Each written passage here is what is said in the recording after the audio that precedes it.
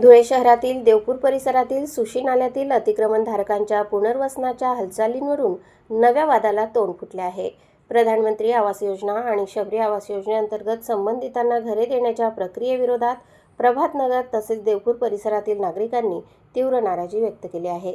या संदर्भात नागरिकांच्या वतीने धुळे महानगरपालिका आयुक्तांना निवेदन सादर करण्यात आले असून सदर पुनर्वसन प्रक्रियेला तात्काळ स्थगिती देण्याची मागणी करण्यात आली आहे।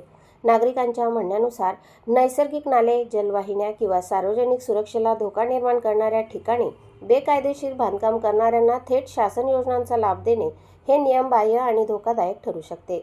अशा प्रकारे अतिक्रमणधारकांना पुनर्वसनाचा लाभ दिल्यास भविष्यात शहरातील नाले, सार्वजनिक जागा आणि शासकीय जमिनींवर नव्याने अतिक्रमणे वाढण्यास प्रोत्साहन मिळेल, अशी भीतीही नागरिकांनी व्यक्त केली आहे।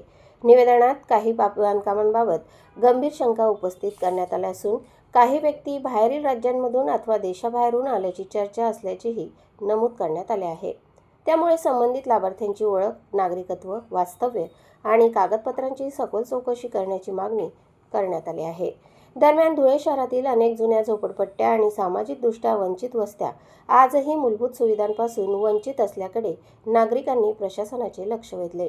नगावारी परिसरातील भिलाटी, कदमबांडेनगर, प्रभातनगरजवळील आदिवासी वस्ती, वडभिलाटी तसेच महानगरपालिका हद्दीतील 13 गावांमधील अनुसूचित जाती जमाती, आदिवासी आणि आर्थिक दुर्बल घटकांना पुनर्वसनात प्राधान्य द्यावे अशी मागणी करण्यात आली आहे।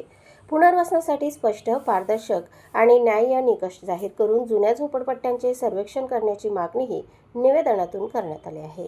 तसेच नियमबाह्य पद्धतीने विशिष्ट घटकांना लाभ देण्याचा प्रयत्न झाल्यास लोकशाही मार्गाने तीव्र आंदोलन उभारण्यात येईल असा इशाराही नागरिकांनी प्रशासनाला दिला आहे। हे निवेदन प्रभातनगर आणि देवपूर परिसरातील नागरिकांच्या वतीने देण्यात आले। यावेळी सिद्धेश नाशिककर, मनोज चौधरी, कृष्णा मांडे, रोहित अमृतकर, स्वप्नील बोरसे, नितीन पाटील, किशोर बागुल यांच्यासह परिसरातील नागरिक मोठ्या संख्येने उपस्थित होते। प्रतिनिधी गोकुळ देवरेसह स्वराज्य न्यूज।